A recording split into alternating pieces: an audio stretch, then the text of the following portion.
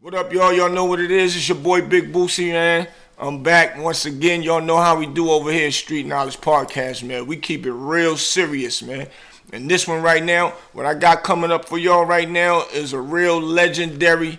This is one of the biggest legendary, I can actually say, interviews that Street Knowledge have done. So today we breaking history, man. We'll be back. Let's go, Jax.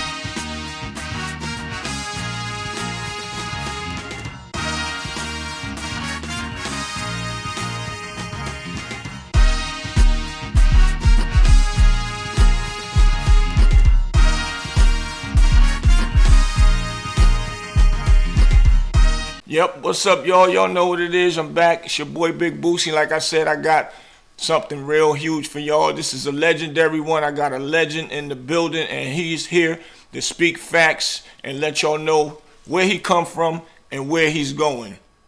I got Melvin Farm in the building. What up, Mel? What's good? Hey, how you doing, man? 21 gun salute, man. How you doing, 21 gun man? salute, my brother. I'm doing good, man. It's a pleasure meeting you, man. And thank you for having me on the Street Knowledge, where we can provide some information that could help save our youth or make a difference in our communities, bro. Facts. That's what this is all about.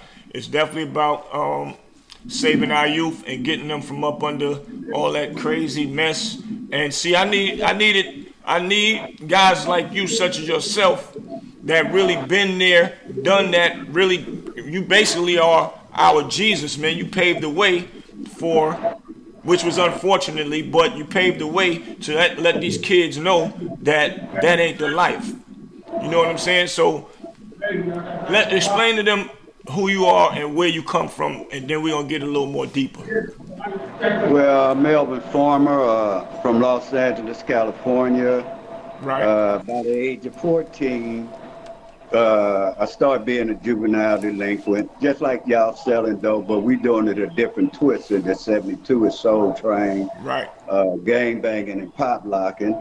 And I end up joining a gang, a group, Tookie, Raymond Washington, all the original members of the Crips, East Side, Right. West Side, and Compton, which started my trend and my journey to where from the age of 14, 1971 to 1975, I racked up about 35 arrests.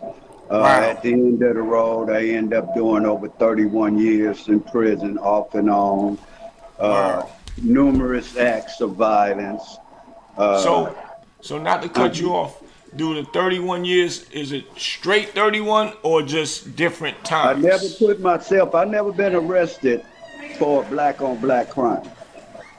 Right. I've always been trying to get some money from ice cream trucks to armored trucks since I've been 14. Right. I've never been to jail for violence, as far as physical, to harm, or to shoot, to kill. Never been arrested. In fact, I've never been arrested with a gang member about no gang shit. I've always been going to jail for money. So my time, what we call the installment plan, 5 years here, 4 years here.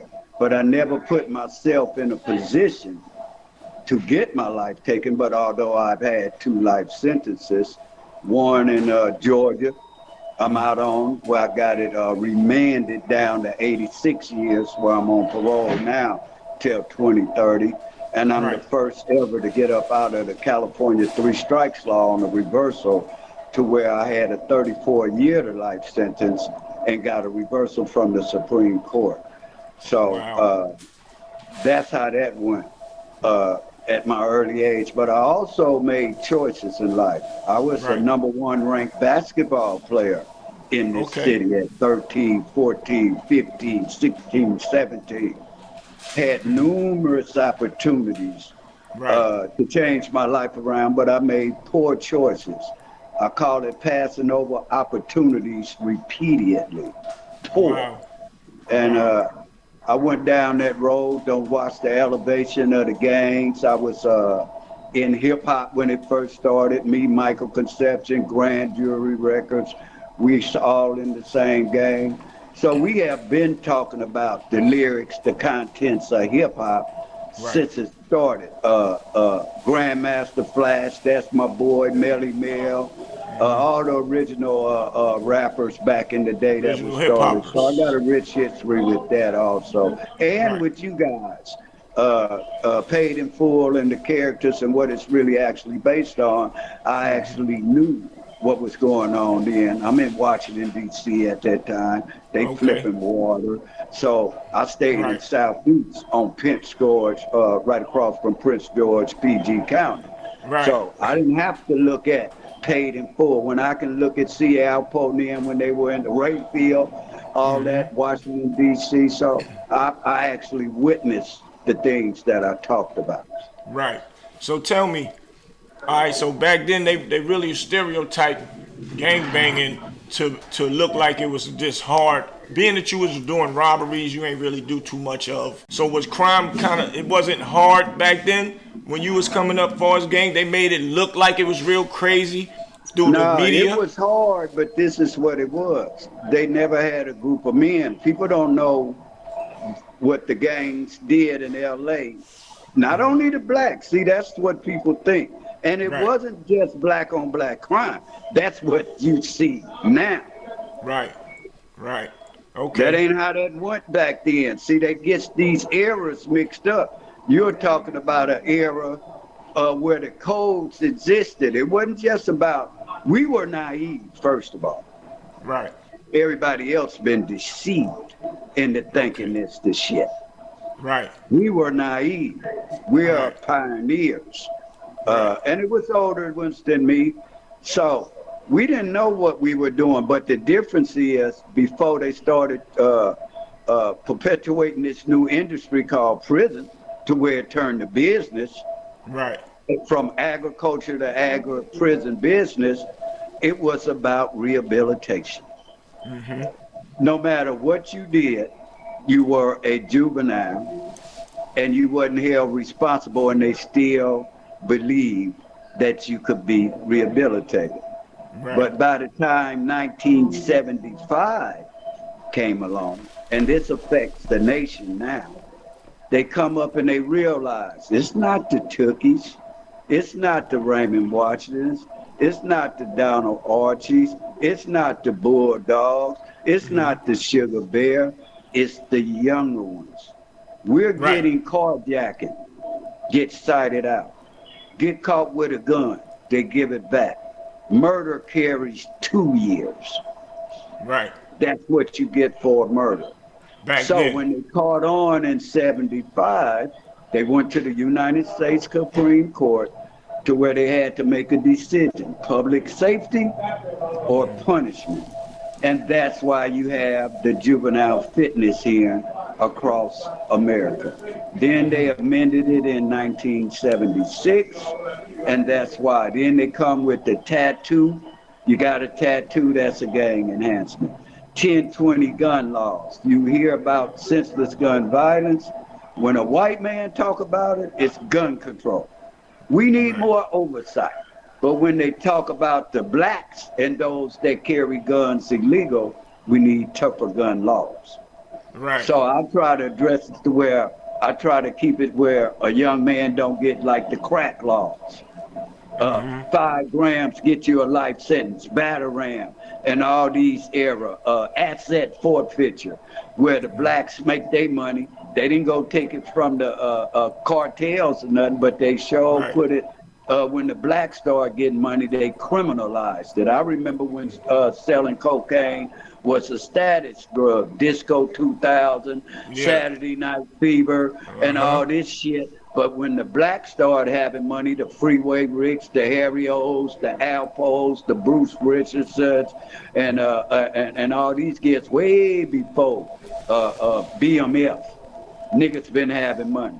But Right. the thing of it was, it was honor, like y'all say. We wasn't trying to, oh, that nigga got this, oh, I'm gonna take him out the game. Nah, nigga, I'm gonna go get my money and try to get ahead of him in the game. There's no Right. honor out here, man. Yeah, it's all messed up now. That was another question. Do you think that the gang culture now is different from back then? Meaning they don't follow the rules. They like They don't follow their considered OGs anymore. They just do what they want to do now. No more structures, should I say, like Well, before. first we have to understand the difference between a street gang and a prison gang, Okay. or organized crime. A street gang does not have a structure. It's like a hoe without a pimp. They renegades. Right. Particularly when it comes to Crips and Bloods. There's too many factions. 6 O's, 9 O's, 8 trades, 4 trades, Hoovers, Underground, Block, all this down the line. Right. So it's always never been a structure when it comes to the culture of street gangs. That's between the ages of 14 to 24. Right. Then you got biker gangs, Hell's Angels, BGF, Black Guerrilla Family, Mexican Mafia, F-13, these the Latin Keys, Antonio Testra and the New York crime family, the Zambino. These organizations have structure, a chain of command where they can go order hits from the top, blood in, blood out. But that's not the same. It ain't about listening to what no OG say, particularly when he telling you about go shoot this nigga or go do that. No, you make your own decisions as you get older. The way I've never, ever told nobody to go do a goddamn thing when it come to hurting somebody that I can do my goddamn self. Right. That's the first thing. But this culture here to where they didn't come in the same way we did. They can come in with a tattoo. Oh, I'm a Crip. They can come in being a drug dealer, but you're a gang member. You're not a gang banger. Right. So the culture now is, this is not a gang to where when you get old, oh, they don't lost their skills. Not when it comes to killing. Right. Not when it comes to killing. A lot of them haven't been tested. When we went to prison, they thinking, oh, it was a picnic. Oh, no, it wasn't. Not fighting the Mexican Mafia where 15 minutes of fighting, 15 seconds feel like an eternity when you check your guns in. So when I started going to prison at 20 and running into the Black Guerrilla Family, the BGF, the UBNs, the Bloods, Mexican Mafia, Aryan Brotherhoods, and the police, where I realized, hey, man, they got other races that will kill us because of our color of our skin. My attitude changed toward my blackness and my pride to where I learned, hey, man, this ain't about us hurting each other. Every other race got an organization that'll kill us because of the color of our skin. We only kill each other because of the areas we stay in. That's crazy, man. Right. So, you know, I don't knock the culture. I understand the culture, but they got to get the difference now. Right. Crips and Bloods, that's what I'm speaking on. Not GDs, not growth development. They got their own, but Crips and Bloods are a brand, not a gang now. They should be branding themselves to where they are helping the community. You have the voice and start voting, economical empowerment, educating, providing protection for the elderly, and really doing what it was meant to be, where you have some sense of pride and honor in where you come from. But too many times we got those that have no vested interest in this community talking over these internets, and they ain't walking the boots when they boots to the ground when the camera not around, like right now. Right now. I'm on 83rd and Wrestling. Right there, that's what Gangsta Crip started. Right around the corner where Raymond Watson. But I walk these streets. I help the homeless. We got a shelter. Every morning we giving them something to eat. You don't see these niggas on TV doing a goddamn thing but running a goddamn mouth. Show us what you do. And it's a lot of it. I hear all that game goofy shit on the radio. We got this bitch, Jay Prince, Whack 100, Charleston White. But where y'all at on the streets? Right. Where your boots at to the ground? Right. That's a Y'all fact. sit up here and perpetrate like y'all the bombs. No. Come out here, man, and do what you do and use your platform for a positive thing. You don't have to do all that shit airing it out. Give back, man. Give Right. back. I was wondering, like, why they just going crazy back and forth and back and forth? What do it all mean? Like, it's ridiculous when it's definitely help needed out here. Maybe you if people like them do hit them boots to the ground, the kids would pay attention more and feel a little better about not actually going to war because they'll be thinking about something positive. Okay, so let's just say Jay Prince, for example. Jay Prince is here in town. He's doing the speaking over here. Let me go over here and see what Jay Prince talking about. I hear about him a lot now. I actually can go see him. It'll take their mind away from doing negative things. And if that happens on the regular with all those different names that you just said, it would probably make a difference. Even if we get 2 or 3 people, 2 or 3 kids, man, we winning at something. Right, So, but that's the difference with the California mentality. We don't look at actor, rappers, and entertainers as stars. The Right. streets are the stars here, the big Right. boys. So Right. our mentality ain't the same as the South, the Midwest, the East Coast. We don't and like some regions still think wrestling real. They still believe wrestling real, right. man. That's a And fact. that ain't our mentality. No. Our mentality, it's split up in California. You got the North, that's the players, the hustler, the Mickey Mo's, the Lil D's, the players, the pimps. But down south, the LA, the Bakersfield, we're a little bit more gangsterism with gunplay, violence, and so forth. So it ain't about Jay Prince can't come to LA and do a goddamn thing where the streets go, hey, you ain't part of this. Right. And I know Jay Prince, and it's nothing personal, but Jay Prince is entertainer in entertainment. You have to get the guys that are actually the candlestick makers, that are actually pulling the trigger, these young kids, where they don't look up to no Jay Prince. They might look up to him in Houston. Right. They might look up to him in other places in the entertainment world. But as far as the streets, the actual streets, where your resume not matching up, it shows right now. You're arguing with niggas that's out your league where you shouldn't even have no rebuttal, where you should be able to call them and, hey, man, let's meet up. But no, y'all want to broadcast your shit all over the internet. But if I say something about you, you get offensive.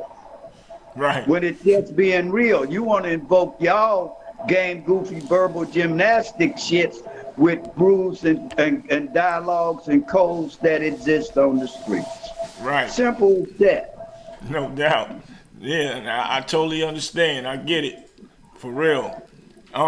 So I noticed something about you growing up playing basketball. Can you give us a quick scenario of you growing up? Did you have both parents in the house? And if you was playing basketball and things of that nature, what led you to take on getting into the Crip world? Let's start from there. Well, I started off, I had been playing basketball since I was old enough to dribble. Right. My junior high. But I had started, but basketball wasn't as famous as it is now. It wasn't, gangbanging was just coming, and that's when you were a superstar. So I'm playing basketball, but at the same time I'm playing baseball. But everywhere I'm going, because of the older ones, the Tookies, the guys that are 16, 17, 18, when I'm 13, 14, they're getting into it with these guys at other parks. Right. That's how it go before the Crips come out. Harvard Park fighting the St. Andrew Park niggas. Sportsman Park fighting Athens Park. And they all end up being affiliated with gangs later on. Right. So this is a true incident of what happened. One of the incidents that started changing me. I'm playing for St. Andrews Park. We go up to Van Ness Park. That's where the Van Ness boys would eventually be called the Van Ness gang, VNG, as they're known now. I'm up there playing basketball, but all the younger guys up there that are juvenile delinquents starting to gangbang, they know who I am from St. Andrews Park, but I'm only 14, 13. Right. I'm not really actually, they just know I'm from St. Andrews. And what happens is, I'm telling my coach, the worst game I ever had in my life, because I knew they was fit to shoot at me. But at this time, they're young. The coaches are naive. They thinking they not knowing. This is about 1970. And sure enough, when we come off the court, they hide in the bushes and they bust on the van. Luckily, nobody got hurt. Now, my mother and father, my father worked a good job, Greyhound bus station. He working graveyard. My mother working one of the biggest jobs you can get. She working at Northrop Bourne, making $20-something. So that stereotype about the parents that you see now, and it takes two parents, the parent can't watch you when you sneaking out that window. The parent can't watch you when you telling them, bye, Mom, I'm on my way to school, and you go and meeting the niggas dishing, and they working. So a lot of times, it wasn't the parents' fault, particularly in our era, because we were going down a gray area which nobody, police, the community, nobody seen it coming. Right. So now I go to jail. I get caught on campus. Now I'm 15, 1972. That was your first time going to jail? No. Okay. I had been going to jail since 14. Okay. 1972, I done went up to Inglewood High where I done put a gun where we carrying a trash bag for our lunch. You know, the brown bags. Yeah. I didn't carry no lunch pail. I'm carrying the brown bag. I'm 15. I got a gun in the bag. But I'm going up to Inglewood High. That's where all the blood's at. Inglewood's family chain gangs. So I throw the gun in the trash can, and all of a sudden the trash truck comes. And I say, damn, I thought the trash truck come on Thursday. So I walk up there, and it's two trash men, a white man and a black man. And they say, hey, is that your brown bag in that trash? Now, if I'd have been older, I would have knew, hey, man, these got to be police. But me being 15, naive, I say, yeah, I'm reaching there, and I get it. I walk across to wait for the front of the school, and I pull it out the bag, and police undercover everybody come out of nowhere. I go to jail. That's how I go to jail. So the Inglewood mayor, which is Mayor Butts, who put on the Super Bowl with Snoop and him, you've heard of him. Right. A couple of weeks before that, I had been at a party. Me, Michael Conception, who ended up, in fact, he got convicted at 14 years old, where a murder occurred when one of the first in gang history, Crips and Bloods, where we was at a party for Inglewood Chain Gang, Douglas Green, and it ended up being Buster's brother. So when I get arrested, Butts come to me, he was a cadet. I'm 14, he about 18, and he come and he say, I heard you was there when my brother got killed. I say, yeah, I tried to save his life. He didn't listen to me. And he went and told him to let me go. Right. But they found out who I was, and I got rearrested. That's how I ended up going to camp. Now I'm in camp. And they still, but this is about basketball. These are true stories, how I passed over. Now I'm in camp for the gun.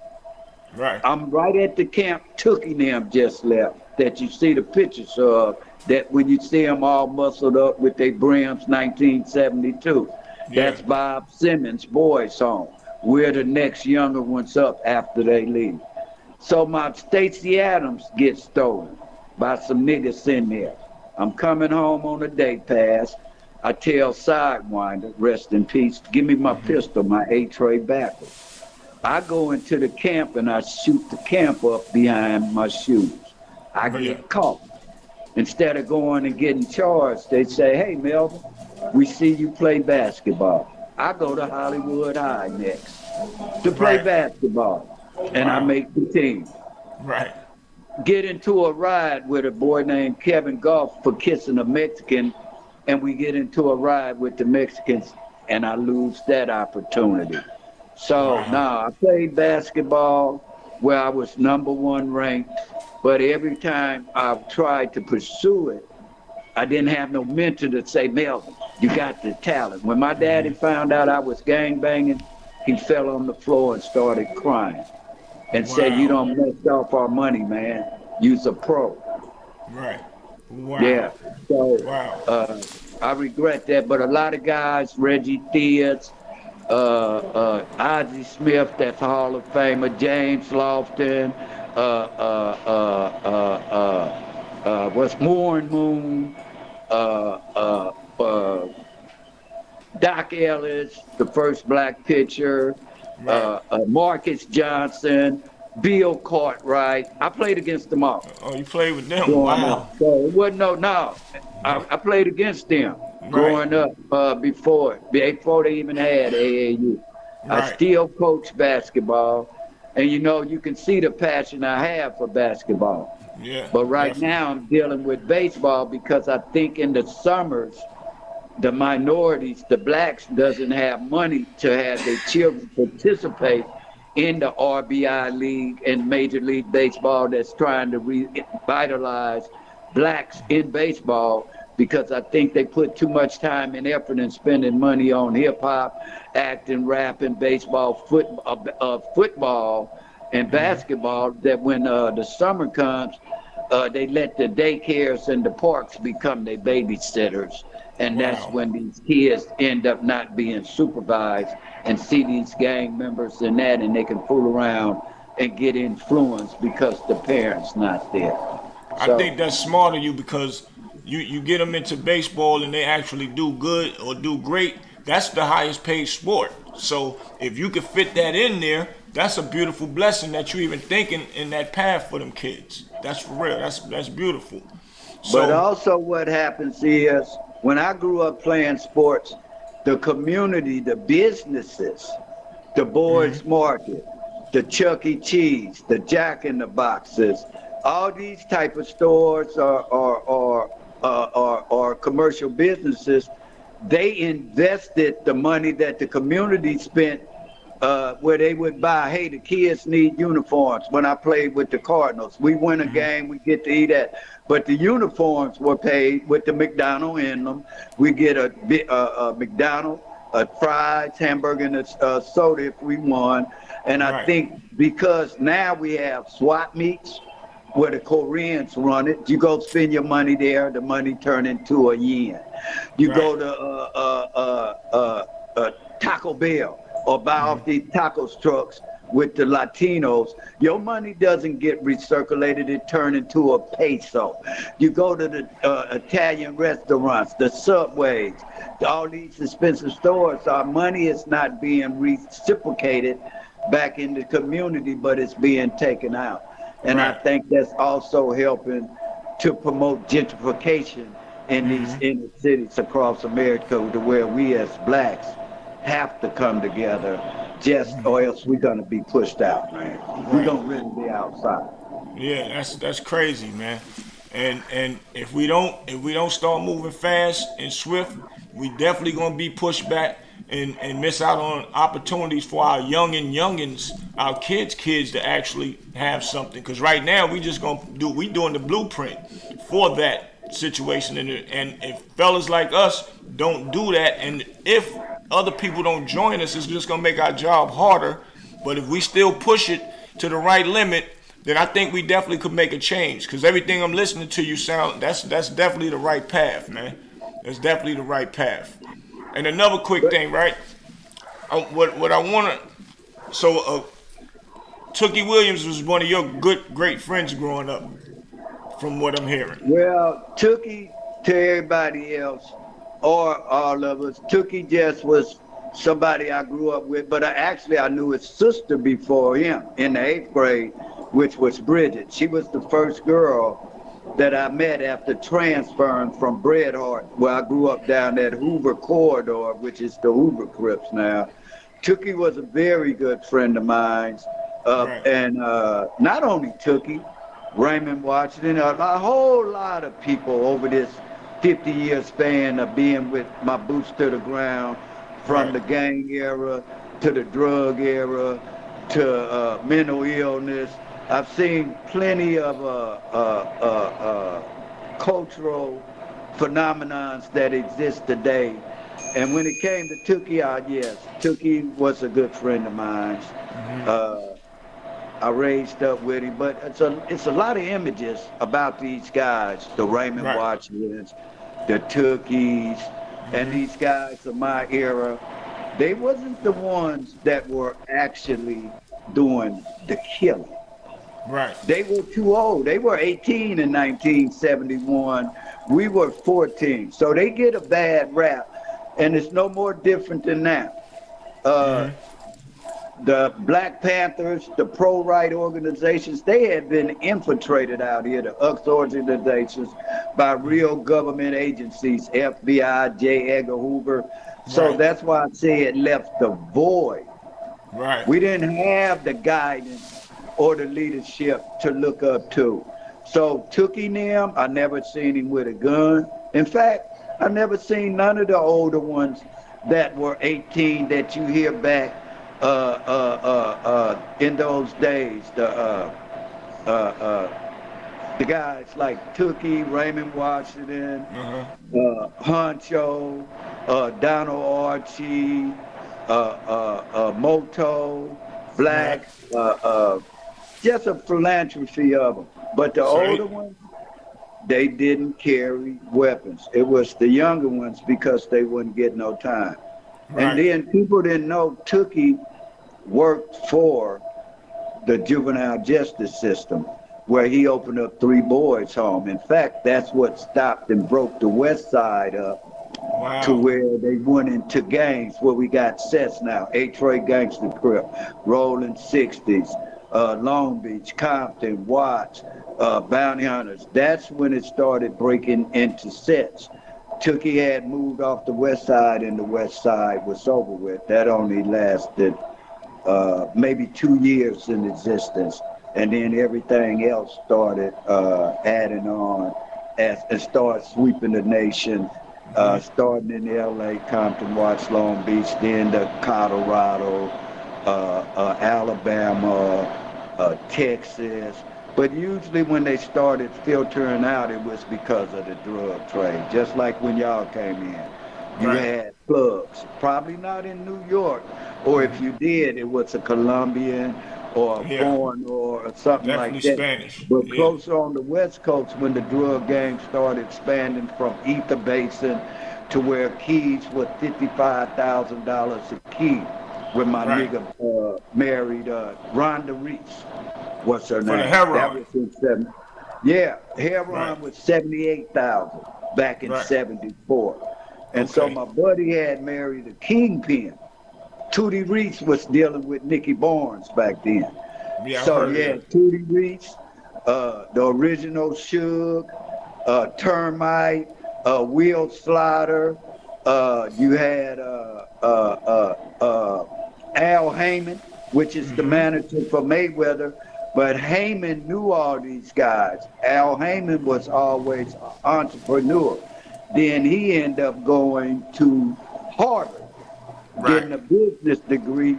And you see my buddy Sam Watson, that's who be in the ring with Mayweather, Money Mayweather. So it wasn't Tookie them. I got a lot of stories about them or witnessed them doing things, but they were more the Clark Gable, the faces of the Crips, because Raymond Washington went to prison. They didn't treat Raymond Washington, the original East Side founder, off the East Side. Tookie and them joined up to comprise the Crips. Before that, they were called Cribs, Raymond Washington and them. But that's the East Side. I'm on the West Side. Okay. So we had a different vibe as opposed to the East Side, Compton, Watts. We still had white folks on our side of town. We didn't have gangs. We had cliques. Right. That's how New Yorkers is. We had cliques, man. But you might say gang, but it's not the way it's portrayed today. It was more like cliques. But they were saying that Tookie was trying to stop before he, they, God bless him, put him to death. They were saying that he was trying to make, all the Crips basically stand down from being in the gangs and leave that stuff alone before he passed away, right? So with that being said, is he was the one that actually started it from day one and might have opened up a can of worms that he couldn't control, so to say? Raymond Washington come first. Okay. Raymond Washington was off the east side. Right. They didn't even know each other like that. They got into a fight. Not Tookie. He got into it with Big Bob, Sam Cunningham, Ricardo Sims, Eric Williams, and they got into a fight at a place back in the day, like being a club. They used to call it the Record House. Right. That's where the east side and juveniles, they could meet and close at, say, 11, 12 o'clock because you couldn't be out. They enforced curfew. You couldn't be in clubs till 4 or 5, the after hours in the 70s because you wasn't old enough. Right. So Raymond, they didn't open a can of worms. It just growed and growed and growed and growed as it has today. Right. Like I say, it was something where we were naive. You think all those guys back then would think that they would be talking about the same shit, basically the same shit, Right. but they glorify it, they use it, exploit it, they all join it, say they in it, but they really not. They didn't open a can of worms. They didn't really know. It didn't have to be to where they never told nobody, they never asked nobody, hey, you want to be a Crip? No, Right. you just naturally blended in and knew your position. And by the time things started going, hell, going to jail wasn't no big deal. You're getting a slap on the wrist. It's when we started going to prison. That's when I think it went sour because the hardcore, the base of them, now we're starting our journey to where it's another battle where we're fighting in prison because we were what you would say anti-blacks. Right. But we really was anti-anything.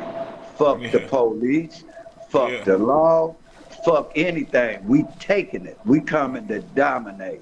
So that's different than now the way they was individually, oh, you from this set, you stay over here, and we targeted. We still was doing that, but our mindsets were a little bit more further out into also having money, and we didn't gangbang that long.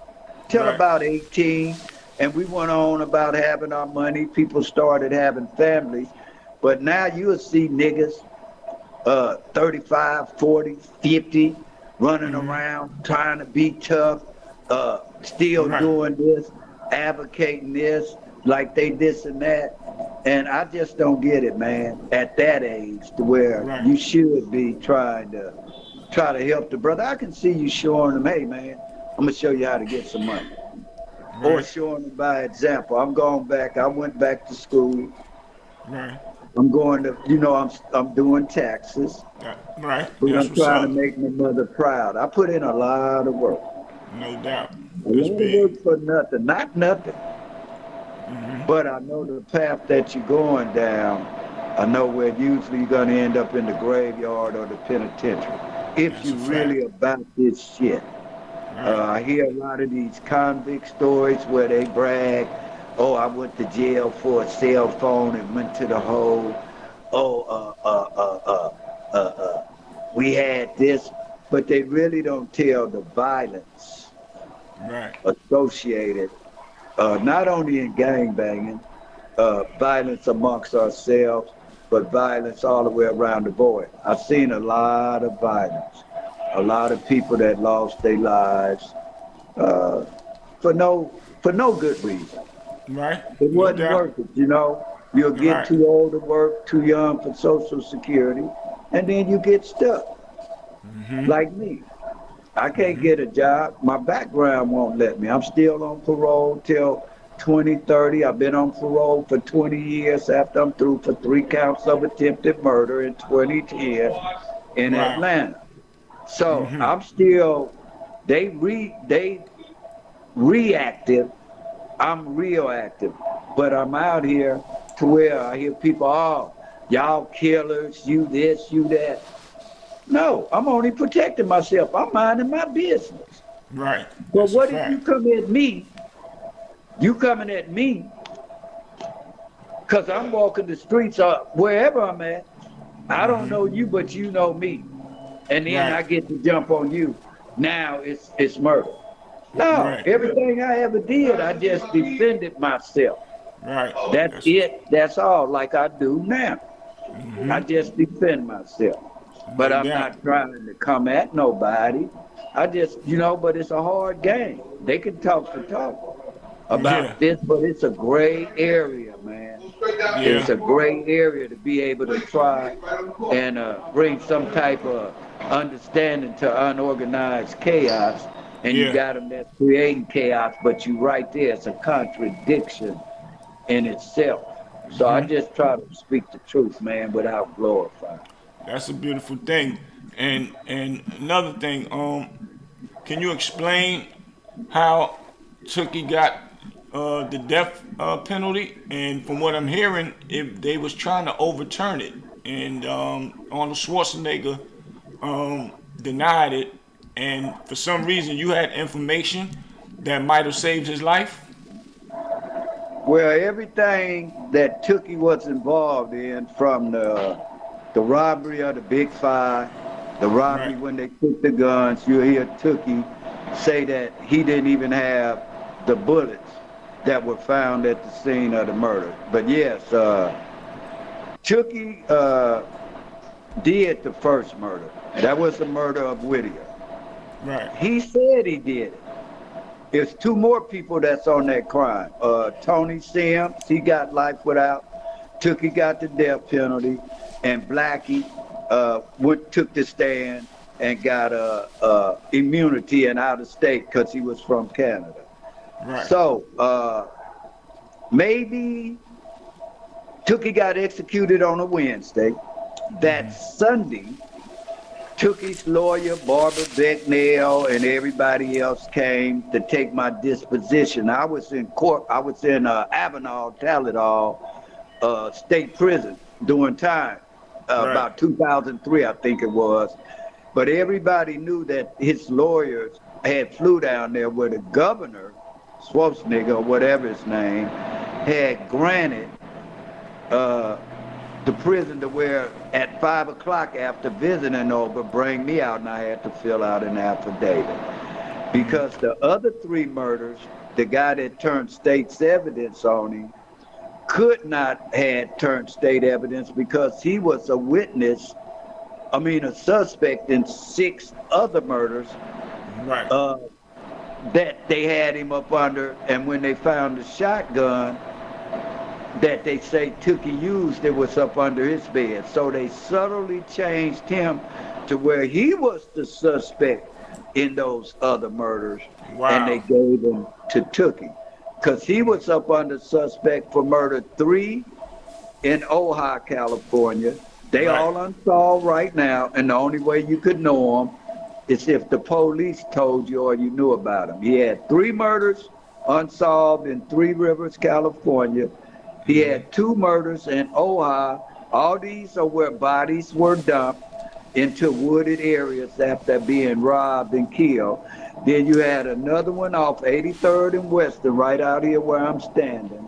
Right. And so I knew that Tookie didn't do them murders. And what happened, they erred. And this is why Tookie should not have been executed, is because of the fact I had newly discovered evidence that should have opened up the door for exculpatory evidence to where they should have took my disposition.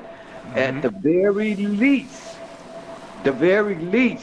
He should have been granted a stay for 90 days, postpone it until you heard what I'd say, because it was newly discovered evidence. And to this day, if they would really look at it, I will bet that if what my allegations are true, that he shouldn't have been executed, that I will bet my life that, and I got about 30 more brothers that I grew up with that are on death row in California right now as we speak, that I've been talking to, that's been there 38, 40 years back in there, to where we're trying to end it.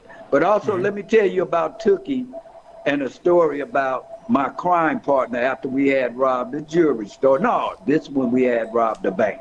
Now I'm in prison for a bank robbery in 1981. Tookie's on death row. I'm in prison now for a bank robbery. I got 10 years. I'm serving 10. My crime is up in San Quentin. And they used to let the death row Crips mingle with the Crips, because everything's segregated. It's a white madhouse.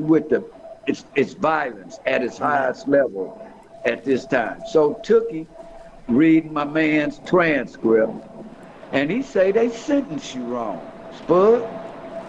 He said, man, I could write a writ, and I might could get some time. Now, don't forget, we all got 10 years.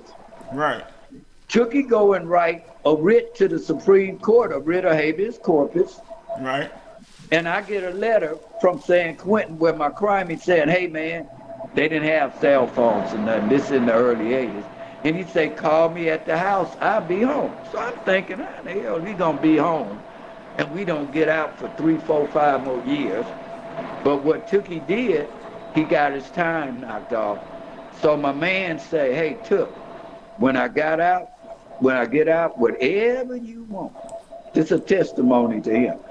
He said, man, I got you. You know, a nigga get you out on your time and you got the life death penalty and doing life. What you gonna say? Hey, man, I got you for life.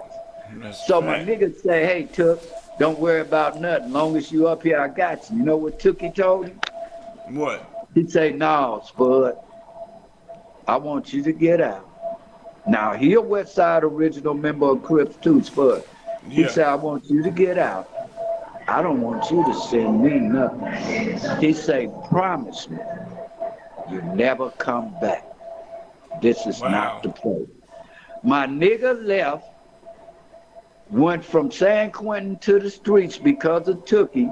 He moved to York, Pennsylvania, went into truck school. The nigga ain't been back to jail since. Wow, that's big. He did that for Tookie.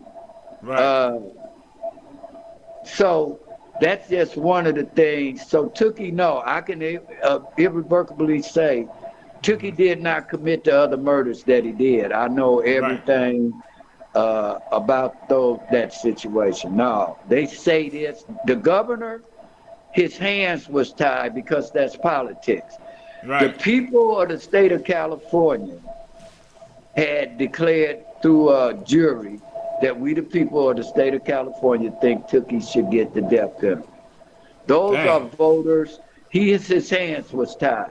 But where they really erred at is the Supreme Court that denied him to stay. That's the area of attack when you're talking about Tookie and what's his guilt or innocence. And he's not the first one. I had a life sentence to where the police framed me. I had 35 years. I'm home on a reversal, but I didn't get compensated. They ain't give you no money, no nothing. I didn't get nothing back. They took my Benz. I don't want to did a robbery where I don't hit for 40 keys of dope. This in 1989 when it's 17.5 a key. Me and my nigga, rest in peace, they kill him later on in the game, burn him in a car. See, y'all don't want to talk about this shit about your boots, about this real violence. You ain't gonna like these stories. I tell them all day about murders, not just gangbanging. About the drug gangs, getting your money with, that's a blood gang. You do weed deals with a handshake.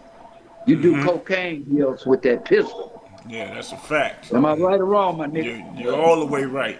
That's a big fact. So when you go in against a drug dealer, Or say like when we used to rob banks and you'd see the guard in there with his gun. Nigga, most of you niggas ain't got the heart to go in there to take that money. Right. That means you are either gonna get killed by this nigga who paid to protect it. Right. Or you gonna do something where, nigga, we gonna see who wins. I've done that. So when it comes to that shit, I don't think a lot, and it's a lot of them been tested. Right. But a lot of y'all ain't jackers. I'm a real jacker. Right. I've been to jail over 50 times for robbing. That's what I do. But I never robbed a black. Wow, that's what's up. You know why? Why? And you know it. Y'all had y'all clubs and shit.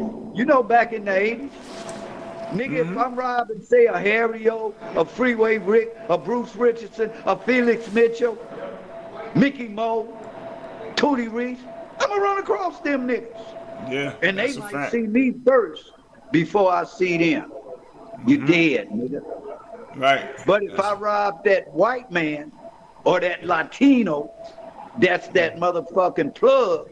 Cause I look at it like, why should I sell dope when I can catch the nigga selling the dope and I can catch the nigga buying it at the same time and 2 for 1.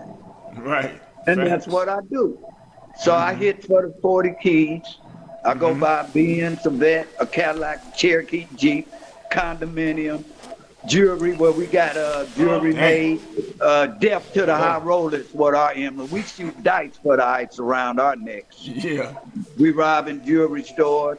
But that's what I mean about, this ain't just about gang banging with me. That just was the era. I bang more better than I did basketball.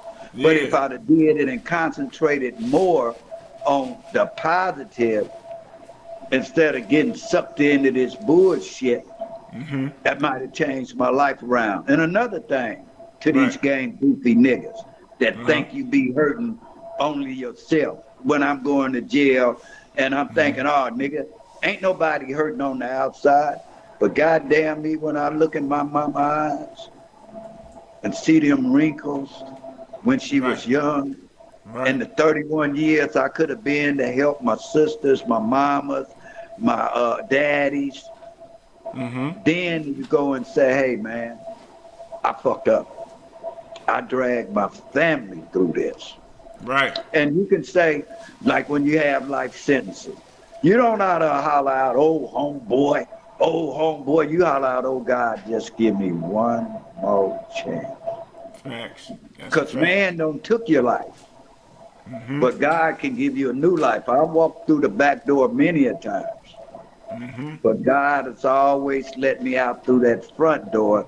So I look at it like I got a purpose in life. And I never read the Bible in my life. And I've been in the whole solitary confinement. If nothing else, you can get a Bible all day long in jail. But when I opened the Bible, I looked it for the blank piece of paper with no ink. So when I'm in the hole and ain't got no rolling paper for my tobacco or my weed, I'm rolling up, making it with the Bible paper. So I don't smoke out the Bible. But I never took the time to open it and read not one page of the Bible. Wow. I read the Bible when I was in jail. I read the whole Bible, for real. And I never even looked at the Bible, and I might be in the hole for 2 years. Solitary confinement, this before you could get TVs and stuff like that.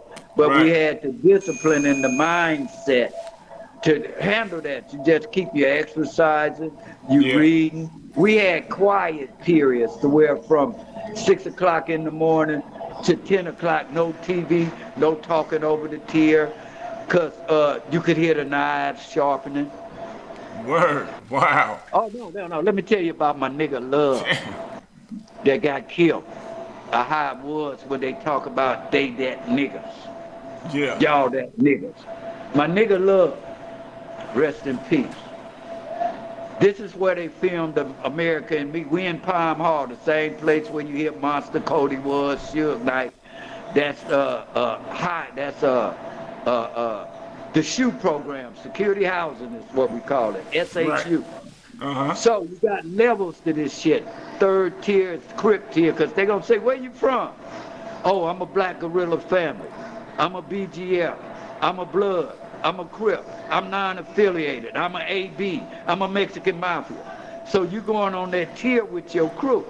So we on the Crip tier.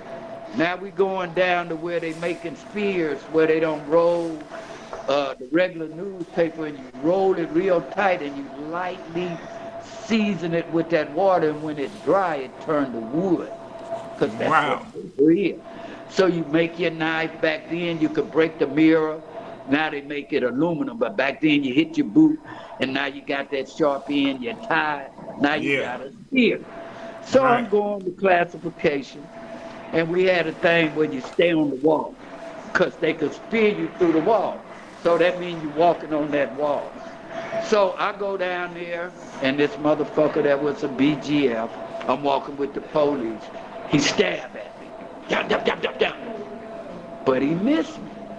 Show you how game goofy and rough it was. The police was walking with me because you go handcuffed. Yeah. You're handcuffed. You get searched butt naked, then you walk down with your hands behind your back, and they walk with you. He seen him try to stab me. He didn't go take that knife. He didn't do a motherfucking thing. No, this is how deadly this shit was. While they talking about this bullshit, they forget about this struggle. Fuck the game shit. This motherfucker here take me. So now I go back up, turn you around, strip you. My nigga next door named Love, and anybody say he got killed just like this. True story. I tell Love, I say, homie, them niggas trying to spear you down there, stay on the wall, homie. Don't come off the wall. I'm told him. The same police that seen this shit happen took him right down that stairs. 2 minutes later, Love was dead. That's crazy, dead man. Right here. Nobody ever went to jail for that. Another time, look up the Corcoran murders. That's when the police were betting where they were sitting us in security housing units, where the Mexican mafia, where we'll be out there like you let the lions out in the Roman days. You got a gang of lions coming at you, and you're the only motherfucker out there. Then you get killed. Google it. Then they had an FBI. So we had to go through all this. I hear this lame nigga, Charleston White, these niggas talk about California prisons. Yeah.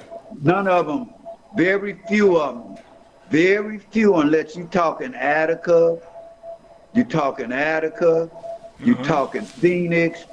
But when it comes to violence, we the only state in the United States that segregate because of the racial tension in California prisons. Right. So this shit about, they wasn't we was at the war 1980, we fighting on the streets. All during that time when we started going to prison at 20, hell, we had to fight to make it to where they got it pretty easy now. Right. They got it very easy, so easy that they can brag about fighting each other in front of the police while the police sit and look at it. What kind of game goofy shit is that? Yeah, that's crazy, the police would have got, in fact, here go another one I can speak about to show you the realness of our era. My client got caught and was charged with killing the last police in San Quentin. Wow. Your co-defendant. They got charged for that prior to Tookie getting him out. So it wasn't just the police. I've seen them to where they killed inmates, take their ID cards, and don't even try to run. I've seen them where they killed police. And I'm not saying we tough, but I'm saying it's a big difference when you turn your guns in at that county and got to go hand to hand and close up. It's a different ball game. And a lot of people don't respect that about if you're talking about paying your dues. I've been battle tested. I've been battle tested, and it ain't just me. I mean, countless dudes all over America been tested. That's where you prove you're a gladiator. Man. Yeah, that's where you prove you're a real gladiator and where you really tough at. You ain't got no guns. You got to go in there and use them hands for real. So that's a fact. Can you tell us what started the war between the rolling 60s and what it was, the A-Trade Crips? A-Trey gangsters. A-Trey, yeah. What started that war? Ain't that's kind of like a legendary war, man? It's the most deadliest one between Crip on Crip, and it basically divided. Basically, I won't say Crip. We'll start saying Hatfields, which is Nipsey Hussle and them, and the McCoys, which is in that era would be Monster Cody. We'd use them because a big. Okay. So you got the Rolling 60s, the Hatfields, we're the McCoys. But the Hatfields and the McCoys were family at first. Right. Follow me? So I was there when they first started integrating. So I know the whole bloodline prior to them starting to fight in 1979. Don't forget, I started in 71. So all of them, now it's 79 and the next generation, the Monster Codys, the Mad Bones, the Big U's, and those guys are the next generation, which I call about every 10 years. You got 5 decades. So every 10 years or so, the shit changed. So we right about that average. Now it's 79. My homeboy, Big Rick, brother, which is Tyrone. Right. He come from school to a junior high where they're getting into it. He get into a fight with one of my associates, a Hatfield, but an outsider killing at the fight. These juveniles. Right. At this time, we're 79. I'm going on 21. These are 14, 13-year-olds for this. At that time, it wasn't that big of a problem, though they still getting into it at Horace Mann. But on the higher level, we in high school, it ain't really, that's their thing. But when a higher ranking member got shot in early 1980, trying to break up this dispute, we telling them, I'm going to prison. Yeah. I go to prison for a jewelry store robbery in 79. Tookie get arrested February. I don't rob 3 jewelry stores while I'm in a halfway house where I'm getting out from robberies I did from 77, 78. Now it's 79. I'm sent to a halfway house. But I don't rob 3 jewelry stores from the time I'm in the halfway house in February till the time the FBI arrests me August 9th. Raymond Washington got killed that day where I had seen him the day before. Right. So all that was going on at that time. So right at that time, it wasn't no problem. It wasn't that's getting out of hand. But when the older one got arrested, got shot, that's when they got involved, and that's when the killing stopped. And in fact, since 1979, I've been in exile because of that, because I didn't get involved in it. I could have got involved, but I would have been like getting involved in something and somebody get hurt or something, then I'm kissing your mother and you kissing my mother at the funeral. Right. So I stayed out the way honorably. I didn't tell them not to do it, and I still associated with them. So that went on till Nipsey Hussle got killed, which really provided an opportunity for the A-Trey gangsters to go over there to Slauson and Crenshaw, and that's when you seen LA gangs unite. Wow, that's crazy. But I'm listening. They already had been talking since 2016 after the 100 days, 100 nights. Read about that. That's when it was the most despicable display of taking human life and probably the most deadliest 1 year of violence on the west side where it was taking place in the history since this shit started. I was there. In fact, I was a participant because niggas hollered out, oh, when they killed somebody, you look like an OG A-Trey. Oh, you trying to say y'all killing A-Trey gangsters, OGs? Wow. Okay. See? So what I'm going to do? Lock up or come out here or state. I don't have those options. I'm not no nigga where I'm a rapper and can go hide. Nigga, I'm up here in the jungle where I got to do what I got to do. Mm-hmm. And that's what we did. And so from that, I started doing hidden corners to where they started bringing awareness to the 100 Days, 100 Nights, and that opened up the dialogue in 2016 to where what was more important, Black Lives Matter, when the police kill us, or do all Black Lives matter, whether we're friends, family, foe, or those that serve to protect us. I deal in homicide all the way around the board. But I don't call black on black crime murder or black on black crime. What it's called, young man, is fratricide. It's a big difference. Fratricide. Can you break that down to me? Fratricide is the killing of one own brother and sister like Cain and Abel. We're committing fratricide. We're killing our own, our sister and brother. That's a difference between homicide or murder, where you might have it because you don't went and had a domestic dispute and your anger turned to violence.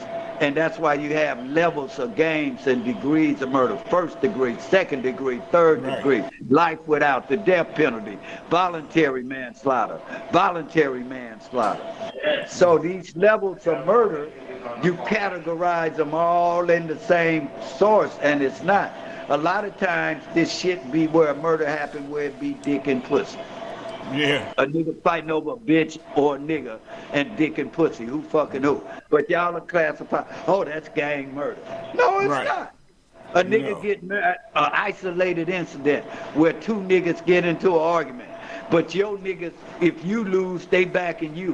When it's really an isolated incident, it should be two niggas enter in a room, if that's what you gotta do, and one man leave. Simple. But these niggas bring other niggas with them. I don't like that. Not saying I'm no hell of a nigga, but hey, if you don't like me for whatever reason, come tell me. And then you can walk and turn and fire at 10 paces. If we the same weight or age, we can go in the room and lock them up. But nigga, don't sit and shoot at a nigga sitting in a car. You don't know if no kid in there, they do some gang goofy shit that jeopardize other people. Keep it within the guidelines and the rules of the game, man. Facts. That's a fact. If they ain't got nothing to do with it, no mother, no parent, no elderly, no child, and you signed up for this shit, that's cool. But you niggas are claiming y'all killers, I'm this, I'm that, and then, soon as your ass get killed, rest in peace, that's fucked up. But when you bragging about killing, it's all right. But when your ass get killed, it's a problem. I said that. I said, yo, man, all these gangsters out here, as soon as one of them get killed, their parents or the friends or somebody saying, oh, he was a good guy, he ain't never do this or never do that. But y'all don't know he was out there starting some type of trouble to get himself killed. And he was out here talking tough and rolling with them guns. So ain't no need for all that rest in peace and all that. I've said that in one of my other episodes before. For real. That's crazy that you said that. Yes. They are enablers, man. You sit like me. I see some of my kids do crazy shit, but I don't endorse them. I got other ones that get into shit. But what I won't do, if it's a hustle move, you know, like, oh man, I sold some weed, or doing a real hustle the way you got your money, where you're not hurting nobody, and that, I'm not gonna too much take your money. I'm not gonna say, oh, give me that, cause you made it. If you didn't make it, my mama, by the age of 16, I had robbed a fur coat. These are true stories where niggas will say he done that. No doubt. At age 16, I don't went and robbed a fur coat place, me and my nigga. Yeah. This when 8th grade gangster wasn't that big. You had Hunchy, you had Rayford, you had Sidewinder, you had Ex-Con, you had Baycott, you had Big Frog. I had one and robbed a jewelry store. I mean, this fur coat. In fact, I'll send you a picture. No At doubt. 16, I gave all of them fur coats. Right. With their mamas. This is what I'm doing at 16. Yeah. By 17, the next Christmas, I don't rob the jewelry store. I give them all matching pinkies with the Rolex watches, Pave, the Bumin Mercedes, and all that shit. We getting that at 17. So this is the type of shit we was doing back then to where, but one thing about it, I couldn't get no money with X-Ray gangsters. They're strictly gang members, gunners, gang banging at the fullest at the early age. Right. I'm more gang member / jacker, ice cream truck. I'm getting money. They would go to work. Okay. Like when they got to be 17, they get jobs or go to school, stuff like that. I wasn't doing it. Like I say, by the time I was 18, I had like 40 arrests. Wow, that's deep. So what you think about Charleston White? I heard you mention his name a little bit. What's your take on him, the way he's moving around out here right now? Well, I don't look at the internet, but I know Charleston White personally. You know, he came to me in 2018. Okay. Talk about Melvin, I see you on all this and that. I came to meet you where I want to manage you. You're the only one I see that don't talk about glorifying games. I got the video. Yeah, he wanted to manage you. Charleston White wanted to manage you. Okay. Yeah, he come to me. He was a nobody. He's still a nobody. A rat. But I don't care about none of that. But nigga, you try to lie. You can't assassinate my character, nigga. Right. Bring your ass. So I got video where he sitting talk about fuck Tookie and this, but on this video when you sitting next to me before y'all even knowing, we doing I give an annual event in honor of Tookie where we go live and we always honor his death and other ones.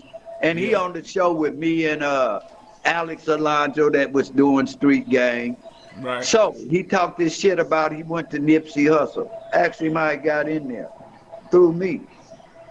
He couldn't have got Nipsey in there. He don't know nobody. Right. And all that shit about he looked at Aramis, that's a lie. Nigga, I come in there with Black Sam and whatever his wife's name when I'm walking, look at the video. Then I'm over there with Game on the side. Then Farrakhan go. Then I go to the back. That's with Snoop, Busta Rhymes, Usher, Tony Muhammad, Farrakhan, Russell Westbrook, John Sally, DJ Quick, Battle Cat. We all kicking it in the VIP. So after that, I tell the nigga, and don't forget, he wasn't gangbanging. He ain't went walking all around no hood. He talked this shit about St. Andrews Park. Oh, they was just sitting around, but he don't know. A murder occurred at St. Andrews Park in 2010 where a boy named Marquise Cruz, basketball player, where gang members from a rival gang came up to that park and shot and killed Marquise Cruz and other daycare kids. Wow. So from then on, since 2010, we sit at that park from sun up till the time it closed to where somebody gonna be there to protect them kids. And we got a track where they come early in the morning. So the thing that he's saying about they sit, no, that's not true.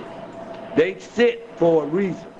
To protect them children, because we got daycare, we got programs, and the elderly, and also to show you that how niggas lie. That park produced more revenue than any city park and recreation in LA County. How was that? Something. So how is it these niggas sitting around? So that's a lot. So then he wanna be Melvin. He using my name. I went to LA and I hung with the OG. Look at all that shit people don't know about this shit. Yeah. Oh, I've been around. But then we go on Boss Talk. This after he started talking about Lil Sody and other niggas that he met through me. Right. Now you gonna talk about these niggas and you know him through me. So am I right or wrong? I got a right to step to him. Nigga, you don't talk about niggas you met through me like you some hell of a nigga. I'm coming to you. Wow. We go to Texas. Me and I told Marvin. Oh, so you went to Texas? Huh? You went to Texas. That's when you seen him run his ass off of the stage. Y'all can say what he wants. I come in love, but I didn't interrupt nobody, and I'm gonna finish But I saying come what in I love. I come in say. love. We all have opinions. But listen, we here talking about what our things I done said. Yeah. No, I'm not talking about none of that. I'm y'all talking can talk about. without me then. No. No. Y'all can talk without me. it ain't like Stay that, here, bro. I done drove too far away. We Nah, ain't he talking. came to- we came to talk as a- I ain't got to justify a motherfucking thing what I done said, my nigga. I done And the fuck said you it. do. And Yeah. I But no, I listen, don't. I ain't got to here's the justify. deal, I'm bro. gone, my nigga. I done drove too far from this motherfucker, Man. nigga. Got me fucked up, man. Hey, Well, we here. Well, y'all talk. We here. Y'all gonna talk without me. California is here, nigga. Man, yeah, we That's gotta what do- we meant. Come on, man. we gotta do better, man. Right. But one thing about this game of lies, we'll never be able to conversate with the truth. Right. That nigga sit up here, and so I had told him ahead of time, nigga, don't go on these shows, because I wasn't going to go on the stage. Yeah. I gonna let him and Marv. Marv had questions. It should have been a civil, but I tell him I'm not going. But I told the nigga earlier, don't go on here thinking you gonna disrespect in front of me, nigga. Niggas, you met with that old, I'm a character, and this right when it, no, nigga. And that's why you hear me say, nigga, fuck a character, fuck you. He didn't do nothing then. Right. And Dewberry, niggas, all they need to do if they really want to see about tried by 12 or carried by 6, niggas, since y'all run your mouth, call me down there and we can meet up where y'all both can come into the room. Right. Come by yourself, and I promise you I'll walk in there first, but let Right. Charleston White lead the way, and I bet you Dewberry ain't gonna make it in there after what I do to Charleston White, nigga. Right. If you want to really, I'll keep my name out your mouth. Facts. Niggas, this ain't internet. See, they forget. Dewberry calls me. Now Yeah. you acting like you that nigga? Nigga around a snitch?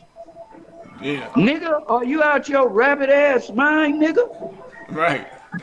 Yeah. He say he always say that nobody won't come to Nigga. Texas talking tough. So you Nigga, went them to niggas, Texas. what they gonna do? Call the police? Or bring a Right. group of niggas? Nigga, bring your niggas. Right. I dare you. Call me and pay for me where you know what time I'm coming. Niggas. Right. I won't Dewberry, but Charleston White ain't gonna go in no room. Try me. Right.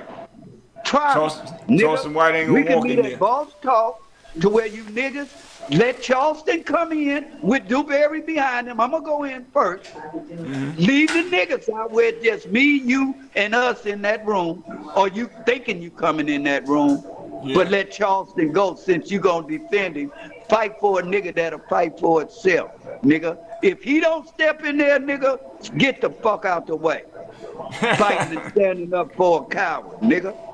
He was saying like any gang members is he don't consider them a man, but somebody what was Hassan Campbell said, but he would stand up and disrespect somebody's mother and talk about how having sex with her and how she could suck on stuff and things like that. He could disrespect a woman, but he's supposed to be a big advocate for keeping peace or pushing for black people to be more successful. He's irrelevant in the game of these streets. He's not accepted on the streets. Right. The niggas are fake. The Right. niggas are fake. It ain't about, see, y'all put these gang labels. I'm not no motherfucking gang member. Right. I've been there and done that. But, nigga, I can get in this game to where I'm only protecting myself. I'm That's a it. man. That's I'm a fact. man first. You don't need no crowd to move no crowd. The nigga don't talk about when a young black kid get killed. Oh, I'm glad a 16-year-old girl got shot, but she don't been forced into prostitution. Right. Nigga, are you crazy? Fuck Martin Luther King. Nigga, are you crazy? Fuck Kanye West. I rape this. I do. All that shit is for sound bites and likes. Right. Right. You get So a check. now, he did That's it the crazy. wrong way to get whatever message, but he's irrelevant. Show me what he don't did on the streets. Nothing. You say up he here helps the youth. glorifying- And let me show you about these podcasts. Right.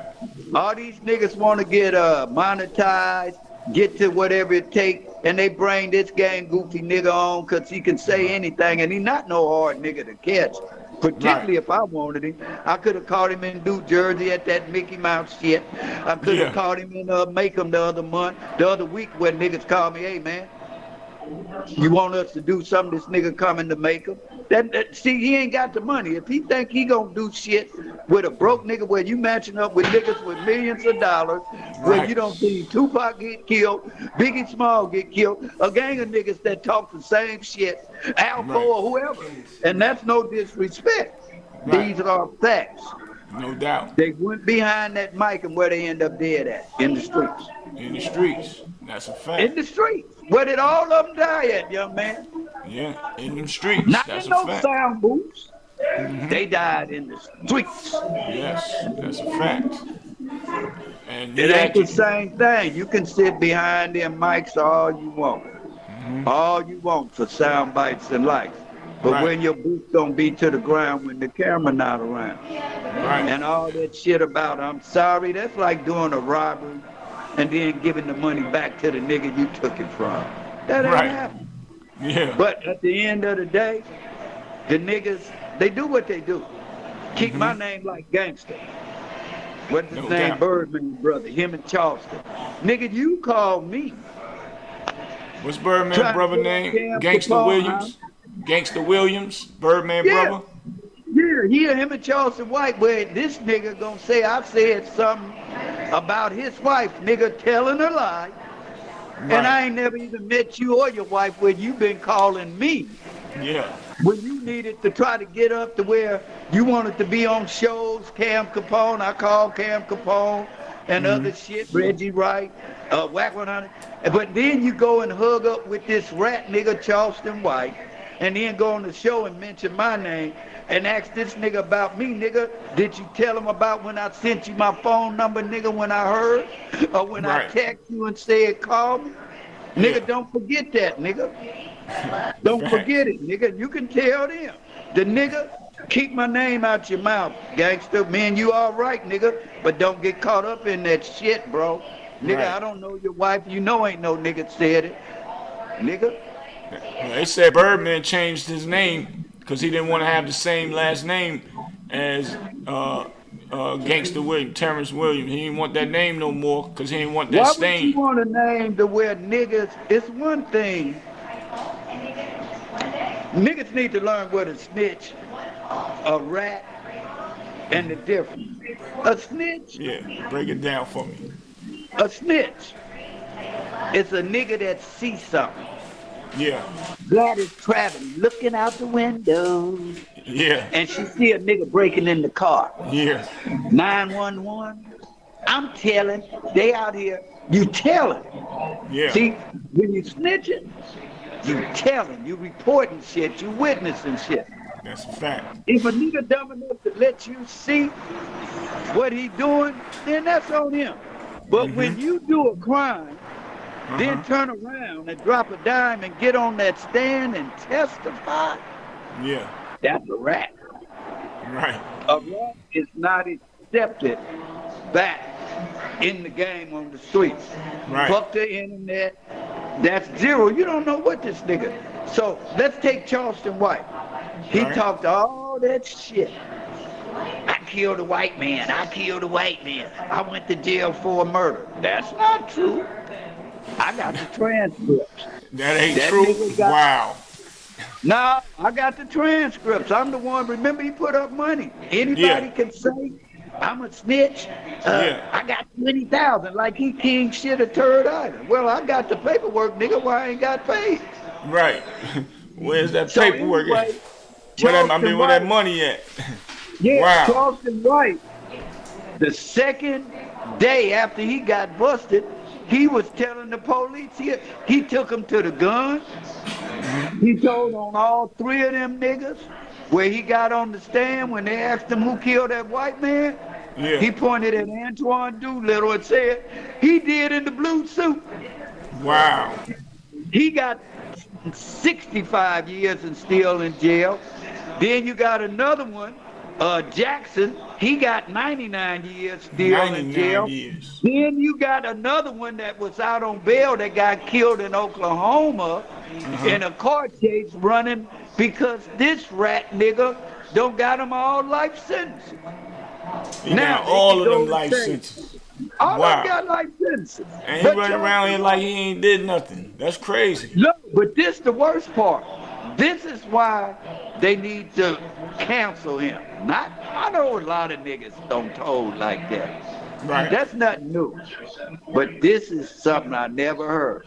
This nigga go to the parole board when these men come up for parole, and he tell the parole board to make a victim statement to keep them in jail. This nigga keeping these men locked up. Wow.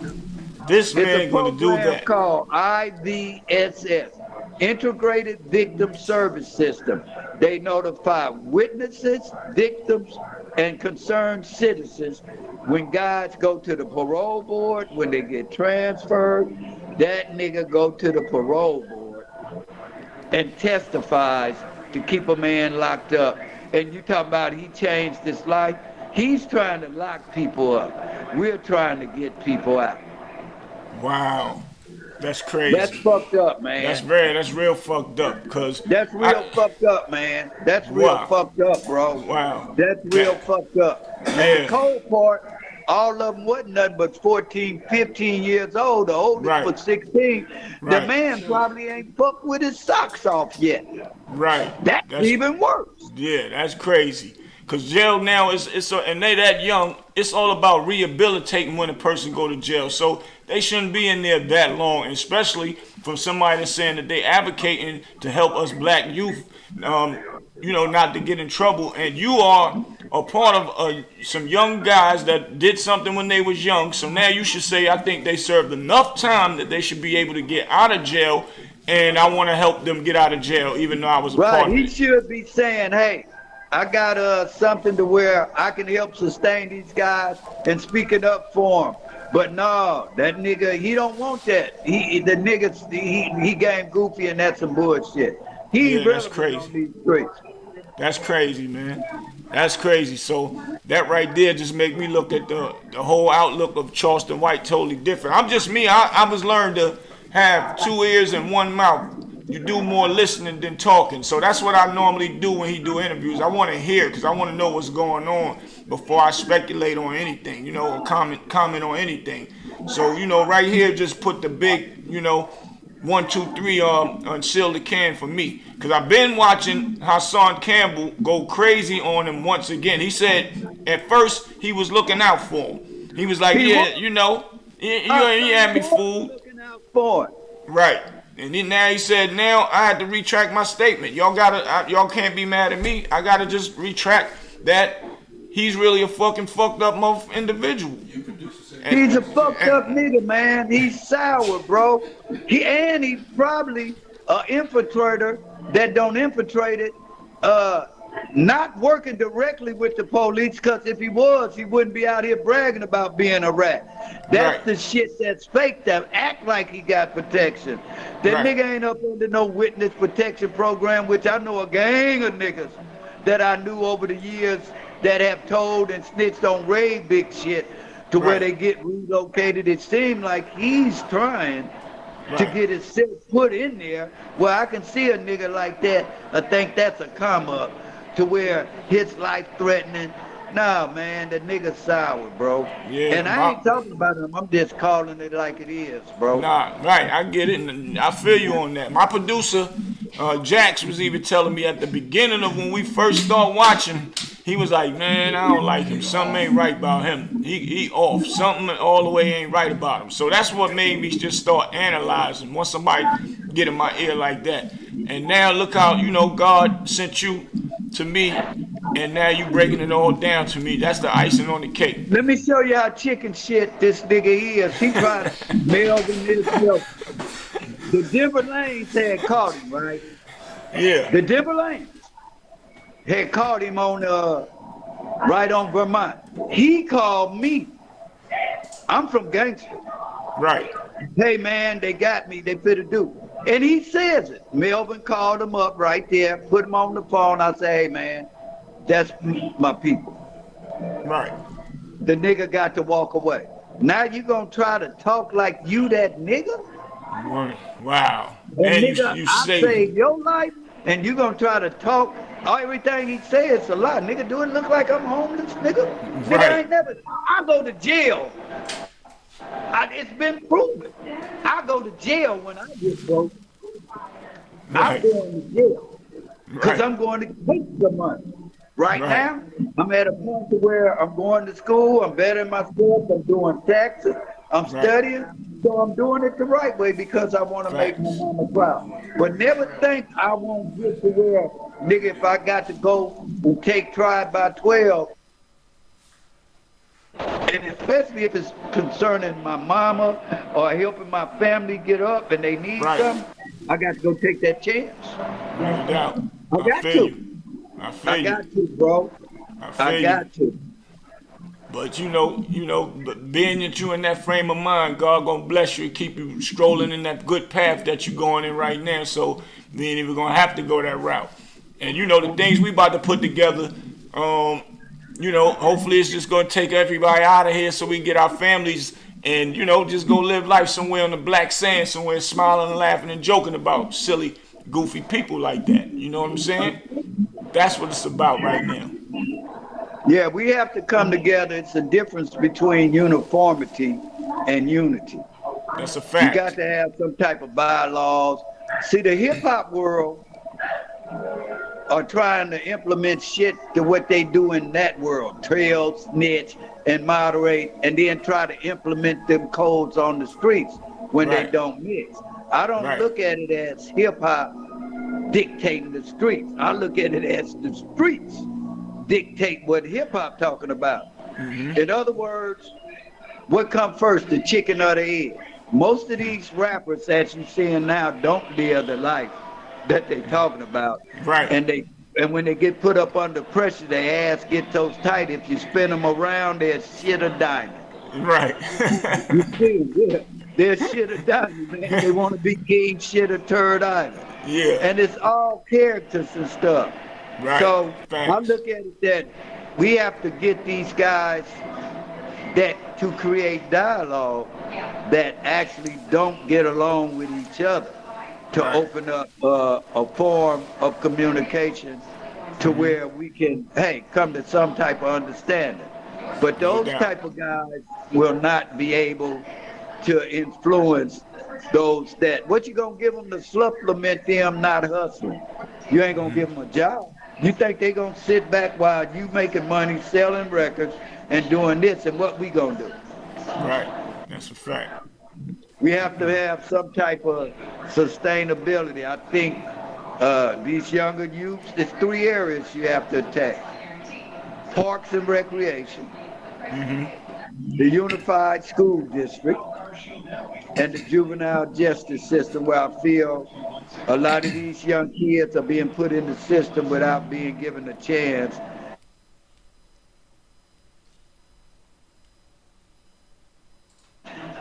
Think that these youths, they're not being able to go to STEM programs, science, technology, engineering, and math, because their math scores are too low. But Right. probably one of the main contributions to their math score being low is the fact that they got to walk over dead bodies to get to school. Got to Right. worry about getting jumped. Got to worry about getting bullied. Got to worry about being pressured. I think if we can alleviate those pressures to where these youths can go and learn a trade to where they Right. can use a nail gun as opposed to committing a crime and using a pistol and catching a case. I Facts. think that we have to start supplying them with other things to do that could help them get out their adverse conditions. And we do that. We work all across America. I work with mayors, youth organizations. I'm a credible messenger. Yeah, we have programs that we do. So I'm just glad trying you to mentioned give that. back, man. Yeah, I'm glad you mentioned that because we have the same here. We have Shabella Community Center that we have here in Durham, North Carolina. So, and it's a black-owned female, and you know she built that with her hard-earned money. And they teach dance classes there. They teach sewing. We have a studio in there where if you want to learn engineering, you can do engineering. Some guys come through and you know they pay for studio time. So you know things like that go back towards the center where we can teach these kids things. We're now getting ready to start teaching acting classes. And you know, and how to actually be a part of a set, a whole film crew. So they're gonna learn the lights, how to hold the boom mics. We're gonna teach all that stuff there as well. So we're gonna have to get you over here too, and have some kids come do meet and greets, and you know start doing the speakings and all that stuff, man. So we with cool. that, and we now, with let you. me say something else about when they say ain't no successful Crips. They ain't no. I hear them say. We need the community unprotected. That's not true. I'm going to speak on L.A.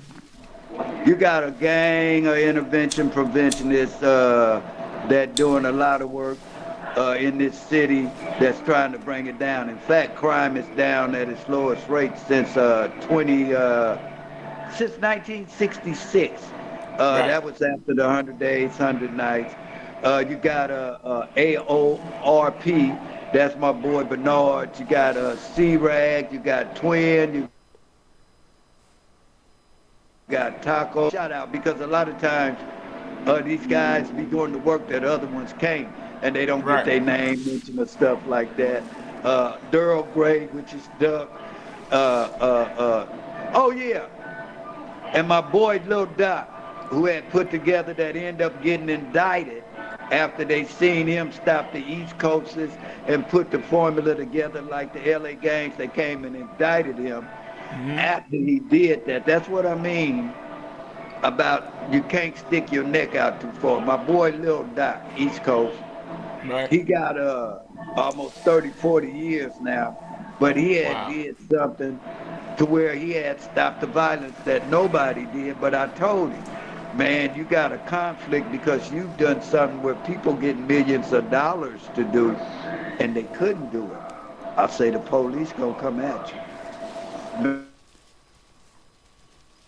No more than a month for murders that happened 10, 12 years ago, to all of a sudden they got mysterious witnesses that don't come forth.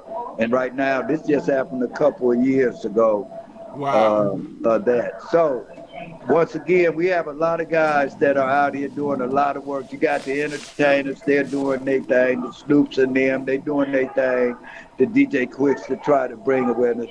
But you also have guys whose voices you never hear doing the work also. Not just here, you got Sean Stevenson from the Black Philly Mob. You got Fred Hampton, Chairman Fred Hampton, who I fuck with in Chicago, Black Panther, Triple C's. You got King Tone of the Latin Kings out of New York. You got Antonio Testra, whose daddy's with the Gemini twins from the Luciano Gambino crime family. New York. You got Ayatollah Marvin from Peru that was there when Suge Knight got into it with Kerry Carter for the murder. He's a credible messenger. You got Reginald Washington down in San Diego. We got a whole philanthropy all over Atlanta. I deal with Jeff Fort, Larry Hoover. I send them money every now and then. Like I hear Kanye West, free Jeff Fort or Larry Hoover. Yeah. Well, I don't think that's going to be feasible. But what we could do is say, hey, man, there's no reason for them type of brothers, political prisoners, Mumia, Doc Holliday, Ray Brown, and Ray Full, guys that are still in there that are here because of drug trafficking or because of their infamousy, 23 hours of solitary confinement where they got to watch the Waltons every day. That's 4 walls. Right. That's where they watch the Waltons every day. Every day they watch the Waltons. I think we could answer a humanitarian cause, all blacks, all races, to where we say, hey, man, at least let them come out from that ceiling where they can't see the side, never see the sun come up, never see the sun go down. give them more freedom to where they can come out in the day room, exercise. Because I've been there, man, to where you can't come out but 1 hour a day, 30 minutes to shower, and that's a daily grind. That takes a lot of fortitude to sit up there and mind power to say that strong. Yes. And I think, you know, these guys' voices, I think it can make a difference, because if you really know about the game, the 5 stars and all that, the gangster disciples and the vice lords, you really can't be a gang banger. That's part of the stars. You can't be no gang member. That's why they move to growth. I deal with growth and development. I deal with the gang, gangster disciples also. With them, they're my boys too. In fact, I've been doing that. I've been going to Chicago, Old Block and all that, selling dope back in the 80s. Milwaukee, New York, Atlanta, Miami, Mississippi, North Carolina. I went to jail in Raleigh, North Carolina. At the Raleigh Hilton, where we don't got into it with some niggas. Talk about, because one thing about being from California, whenever you go to other states, niggas gonna hate on you, bitches gonna like you. That's just common. It ain't like when you come, oh, they from New York, you in Cali. And you know this too. Niggas hate on niggas from Cali. That's a fact. That's a fact. When I went to prison in Georgia, the police didn't catch me. Niggas told on me.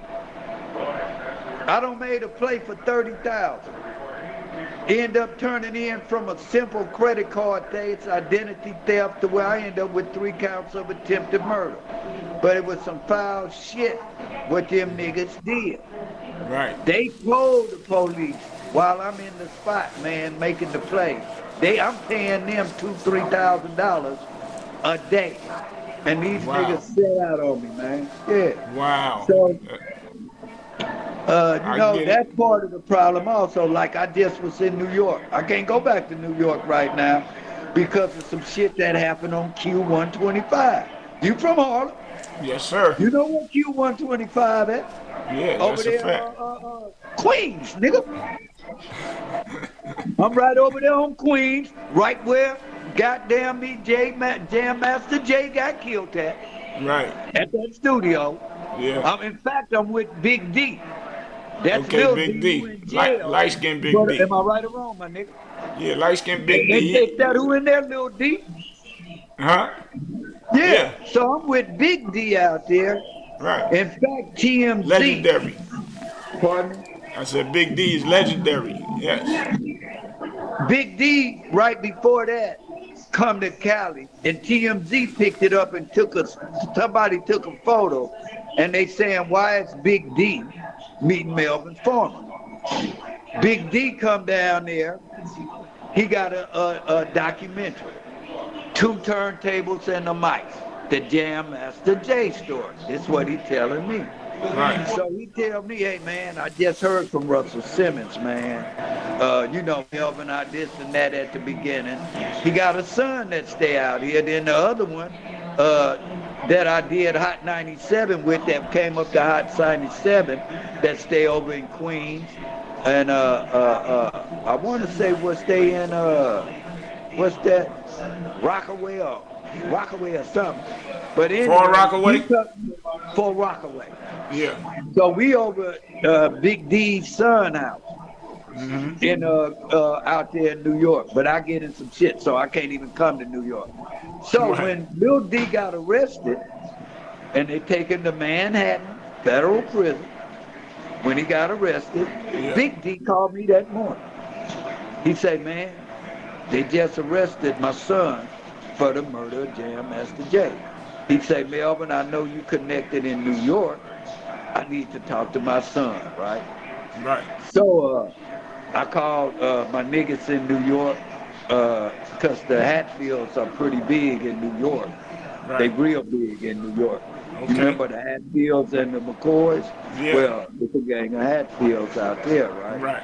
So I'm trying to, in fact, I end up calling Manhattan Federal Court, to where I end up with a black bailiff, a jailer. and we was talking about it, and she told me everything. He gonna be locked up, solitary confinement, 14 days because of COVID. So I called Big D back and I say, Big D, it's gonna be hard for you to get him what you want or to be able to talk to him because they gonna isolate him and he probably is not gonna be on a general population because of the notoriety of the case. Right. So that was just one story about him, but also I got a story about 6ix9ine when I was in New York. And I'm out there with Alshon Martin. He done made it where he with 6ix9ine. And you got Treyway and all them. 6ix9ine Trey, but they affiliated and kick it with A-Trey. Right. So I'm out here, and we folks have been doing a video with Alshon Martin, who was with 6ix9ine. This when 6ix9ine came out here and he got into the shit at the airport on his way home, and he was talking about he was with the Hoovers. This during that time, right before he snitched. Right. So we out here, and we in New Jersey. Yeah. Me, Alshon Martin, Navarro that be on Love and Hip Hop. You know Navarro that does entertainment out of New Jersey. Navarro. Yeah. We with Wale, Joey Badass manager. So Treyway and them getting arrested in New Jersey. This before they even got indicted. A couple months. So that canceled the shooting. We in Harlem. I'm staying right up the street from, what is that? The Harlem Hospital, the ball where Malcolm X, what is that? Lexington? Boulevard? Lenox Avenue. Lenox Avenue. We stand right there on Lenox, right up the street from where the ballroom at around the corner, and they got the hospital right at the corner. We in a hotel. So we folks have been doing a video. Then Treyway, 6ix9ine, video, and all of them got indicted. Then 6ix9ine got out. I mean, not got out, but then that's when he got, and they indicted him later on after they let him out about 60 days. Right. So then 6ix9ine wife, she go on Vlad TV, if people remember. And they was talking right at the beginning. So Wale and them were doing security at this time because her life was being threatened behind being 6ix9ine wife. So 6ix9ine wife called me, his baby mama. Yeah. And she, what's up, OG? I'm glad to meet you and this and that. And what advice would you think I should do? This at the beginning of all the hoopla and all this. And I told her, well, you got a baby behind. So no matter what, you're going to be sitting pretty, no matter if the nigga, whatever happened to him, witness protection, you paid because you got a child. I'd say I would sit back, be quiet, and let it blow over, because you don't want to be involved in that with the stigma of your child growing up, your daddy this, your daddy that. And that's why you ain't never heard from her again. Like Pop Smoke. When Pop Smoke get killed, let me tell you how the Bravo Bossy, that's my homeboy. I'm the only one doing it. I'm just showing you how the art of negotiation behind the scenes of intervention that go on. Not just with me. So don't think I'm just telling you my personal. Nah, definitely got intervention. You know what I mean? Got it. Yeah. Facts. So now Pop Smoke don't got killed out here. Right. By allies of us, which is the Hoovers. Right. That end up getting arrested. Young Hoovers get arrested. Gangsters and Hoover go hand in hand. You with them, they with us. So now, you got the New York niggas who had just started coming out here. They interacting. This is when, during this period, 2016, now they checking in. Niggas coming from all over because it's fashionable now to be coming down to rappers from New York. But now, Pop Smoke get killed.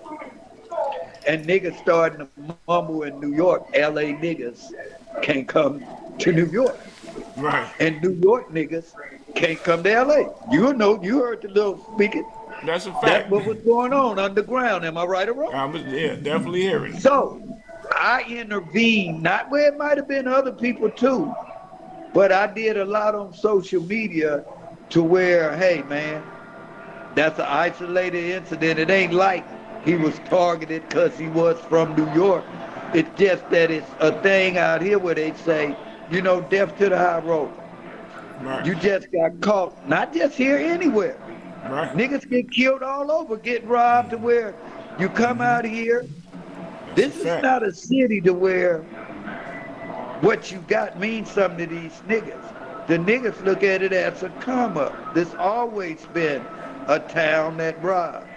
We're the number one state in America when it comes to bank robberies, robberies, period, per capita. You'll hear stuff like, oh, Washington, D.C., the murder capital. That's only because it's a 12 square mile area and the population is small. So the percentage is higher because of the population. But overall, you're going to have more killing and more violence in New York, Chicago, L.A. Those are the three major areas that happen. Why you think Charleston White near New York, Chicago, Atlanta, L.A.? But he don't say nothing about North Carolina when them 4 niggas got killed, all shot in the car where they had their asses.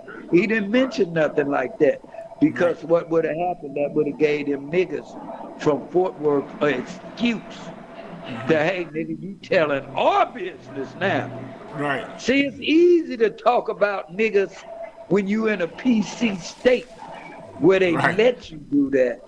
But talk about that shit where you got to go where the shit happening at, where you got to answer up to niggas. Nigga, why you spreading our business? Right. You don't even talk about nothing about what go on in Dallas or Fort Worth because he can't. So he's not doing the work that these other niggas like you, me, or anybody else that we right here to where it's really dangerous, man. Right. That's a It's fact. really dangerous, bro. It's really dangerous. Yeah. But let me show you how this get down go. Okay. Hey, homie. Hey. Give me my thing for right up. You see my thing in the napkin? It's in the towel right there. Hold up. Let me show you how this game goes. You see a little towel back there? Hold up. All right. Little towel. What's all up in here? Oh, he got it put up there. Ask, call my boy and hello? Yeah, I'm here. I know. But out here, sometimes you have to walk with your thing on you. I've been up under what they call an armed career criminal since 1981. Remember I told you I went to jail for robbing the bank? Yeah. That gave me where it was my third armed robbery conviction with a pistol. And ever since 1981, if I ever get caught with a gun, I get a life sentence up under the federal trigger lock law. So since 1981, that's 19 years plus 23. I ain't been caught for a violent offense or a pistol since then. Because to the day I die if I get caught. So that's a dangerous game to where you got to be out here. And I'm in a state where you can't open carry a gun, so you got niggas out here that carry guns here in their backpack, in their waist. See, it's easy to be in a Texas or somewhere where you can carry a gun because you don't have no record. And I think that needs to be abolished. Right. To where you can carry a gun because you ain't been arrested and can be a buster nigga like Charleston White, to where you can catch a nigga and then holler out, oh man, he tried to kill me or something, and you can gun him down because you ain't got no record. Right. So the playing field's not where. You feel what I'm saying? Yes, sir. That's a fact. Say I come to Texas. I can't carry no gun, but these niggas can. What am I supposed to do? I'm going to carry that pistol, man. Yeah, that's a fact. And that no advantage. Tell you a story about Gucci Man. He going to tell you. Oh, yeah? And this is before the Amigos. Right. Before and he the gonna say, but let me tell you about how Gucci Man. And these are just another story about shit that if I didn't open my mouth. This was Gucci Man would stand right across from Grady Hospital. He had a canary yellow Ferrari. This when he first going to jail, I guess, for beating up a girl or something. He was fucking with a nigga out of Chicago, GD, named Murder Montana. Right. Murder Montana was about my age, but the nigga I'm with, which was a Hatfield, a McCoy like me, he fucked it with the younger ones that Gucci Man had, and it ended up being the Amigos later on, because the Amigos like out of Beaufort and Gwinnett County. I did a year and a half going to court before I went to the chain gang in Georgia for 4.5 years. Right. So I'm in Georgia, and we right across in Atlanta, Fulton County, and we in there kicking it. Gucci Man in jail. So Murder Montana, I find out that Georgia is an open carry state where you can carry weapons. So I'm saying, man, you telling me I'm in a state where every nigga got a gun, and you think I'm gonna stay here and don't have one? Right. So, I say, man, I asked my nigga Murder Montana. I say, what can you do, man? I need some weapons. Ain't no way I'm gonna be riding around in Georgia and I ain't got no pistol. This when they got a store out there called Publix with the X. You might have. Yeah, we got that out here too. Yeah. This when I first learned of Publix with the X on it. Am I right? Yeah. So that's they say, a fact. look, man. They say, how much money you got?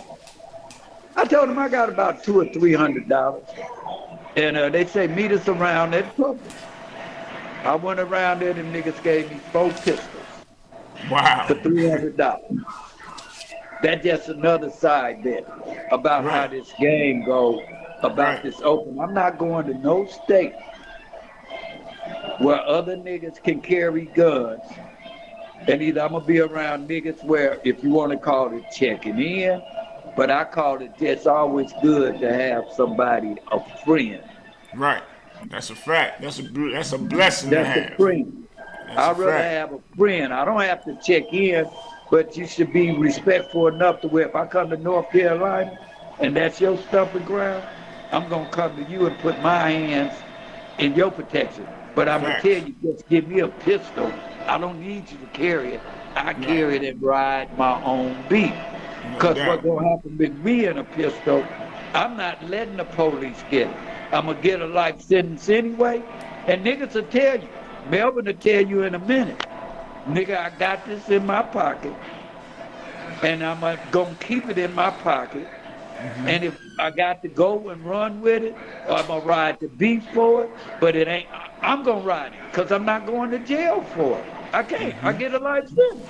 That's a fact. But that's the chances I take sometimes because niggas don't want to play by the rules. That's a So fact. they talk that talk, man. No doubt. But they don't walk the walk, man. They don't walk the walk. But yeah, my brother, I'm gonna get up out of here, but I appreciate everything, man. And I gotta plug you with my brother Unique Mecca Audio, man. Y'all gonna have, cause his podcast man, is. I want to fuck with my niggas Unique Baker. I got it. That's when we in person.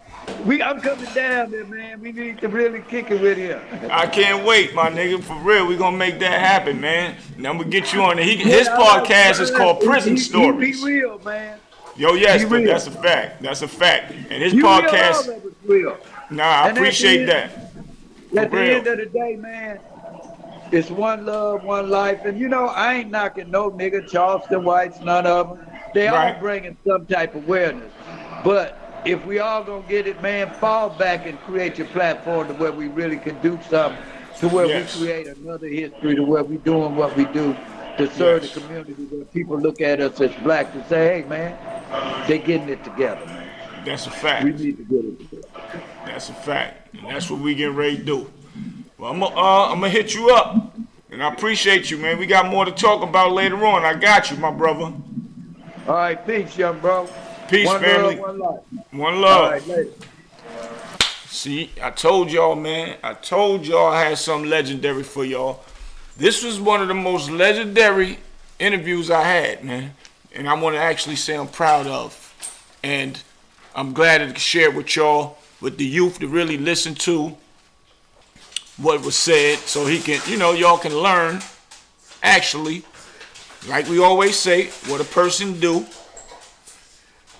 or should I say what a person have done, and now you can see how they changed their life, so you don't have to go down that path what they went through. All the headaches with the guns and all that, and robberies, all that stuff don't add up. And you listen to the man sitting right there, living a comfortable life now after he went and did all that stuff. So y'all go ahead and sit back, and you might have to watch this joint more than one time, because this joint is crazy. And I can't forget, my boy just blessed me with this.